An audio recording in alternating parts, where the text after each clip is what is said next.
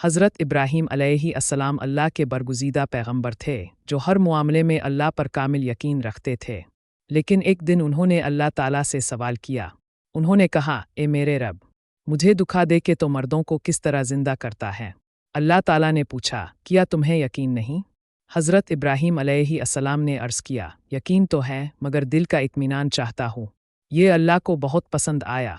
अल्लाह ताला ने फरमाया, 4 परिंदे लो और उन्हें अपने साथ मानूस कर लो, फिर उनको ज़बह करके उनके टुकड़े कर दो।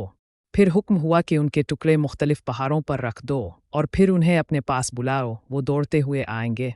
हज़रत इब्राहीम अलैहिस्सलाम ने अल्लाह का हुक्म पूरा किया और चारों परिंदों के हिस्से मुख्तलिफ जगहों पर रख दिए। फिर जब हज़रत इब्राहीम अलैहिस्सलाम ने उन परिंदों को आवाज़ दी, अल्लाह के हुक्म से वो परिंदे ज़िंदा होकर उनकी तरफ दौड़ते हुए आए। ये मंज़र हज़रत इब्राहीम अलैहिस्सलाम के दिल को मुकम्मल इत्मीनान देने वाला था। उनका यकीन और भी बढ़ गया। ये मोजिज़ा अल्लाह ताला की कुदरत की वाज़े दलील था जो बताता है कि वो हर चीज़ पर कादिर है।